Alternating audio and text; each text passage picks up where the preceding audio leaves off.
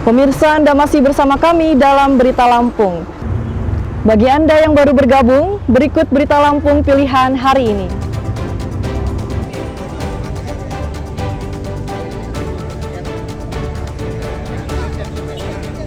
Seorang bocah laki-laki ditemukan tewas di kolam air mancur Bundaran depan kantor pemerintah Kota Bandar Lampung.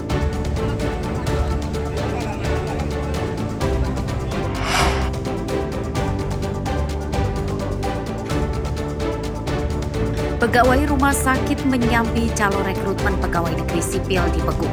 Korban rugi miliaran rupiah.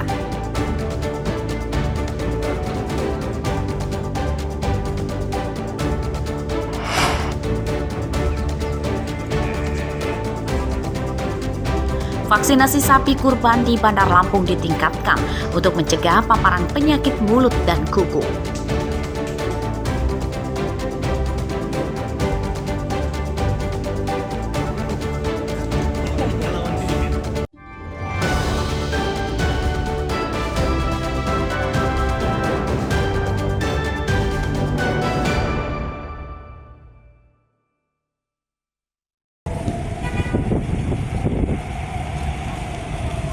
Kasus keracunan nasi Punjungan acara hajatan di Lampung Utara masih dalam penyelidikan polisi dan dinas kesehatan. Senin siang masih terdapat 5 pasien yang dirawat di Rumah Sakit Umum Daerah Maijen Riyakudu, Kota Bumi.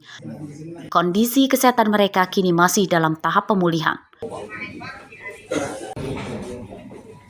Sementara itu, terkait keracunan nasi Punjungan hajatan tersebut, polisi telah memeriksa 6 saksi. Mereka diantaranya adalah sohibul hajat, pengantar nasi Punjungan, pemasak makanan, dan penjual ayam potong.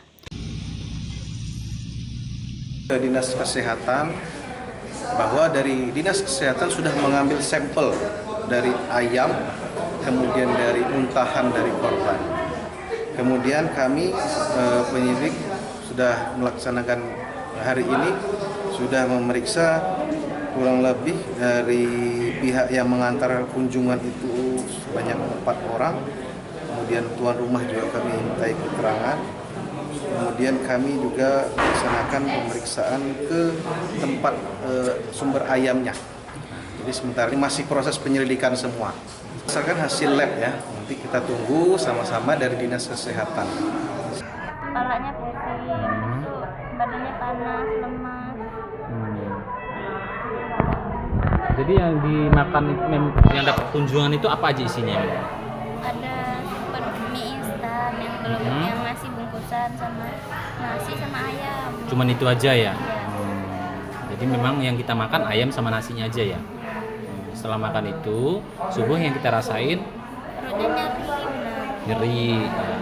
Seperti diberitakan sebelumnya, sebanyak 15 orang warga Kelurahan Tanjung Senang, Kota Bumi Selatan, Lampung Utara dibawa ke rumah sakit karena mengalami keracunan makanan nasi Punjungan hajatan. Mereka mengalami pusing, mual dan muntah serta badannya lemas.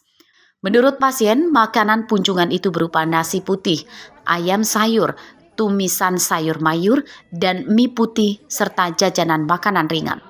Artio Haba melaporkan dari Lampung Utara.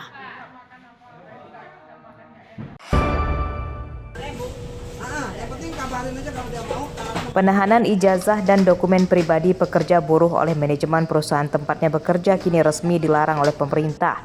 Hal tersebut telah diatur dalam surat edaran yang diterbitkan oleh Kementerian Tenaga Ketenagakerjaan dan telah diteruskan ke Dinas Ketenagakerjaan daerah seluruh Indonesia untuk disosialisasikan dan ditindaklanjuti.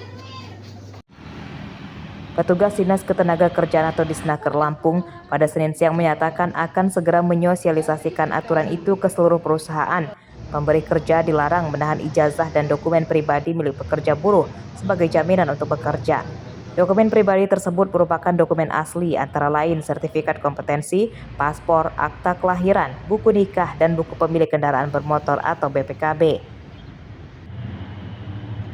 Pada aturan itu, para pemberi kerja juga dilarang menghalangi pekerja buruh untuk mendapatkan pekerjaan yang lebih layak. Aturan diberlakukan ke seluruh perusahaan BUMN, BUMD, dan swasta. Surat edaran ini dikeluarkan bertujuan untuk melindungi hak-hak pekerja guna mendapatkan kenyamanan, ketenangan serta penghidupan yang layak dalam melakukan suatu pekerjaan. Sehingga terciptanya hubungan harmonis antara pencari kerja dan pemberi kerja.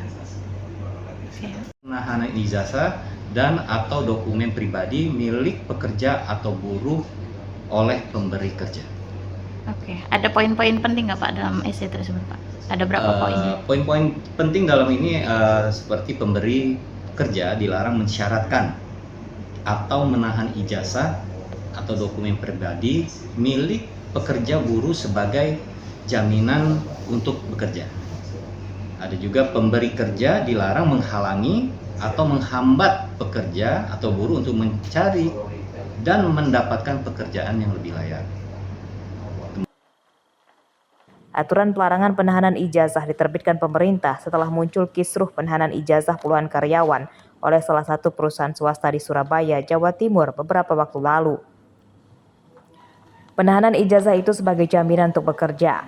Setelah kasus itu muncul, penahanan ijazah pekerja oleh perusahaan rupanya marak terjadi dan diantaranya dilakukan oleh beberapa perusahaan minimarket. Jeffrey Arifin melaporkan dari Bandar Lampung.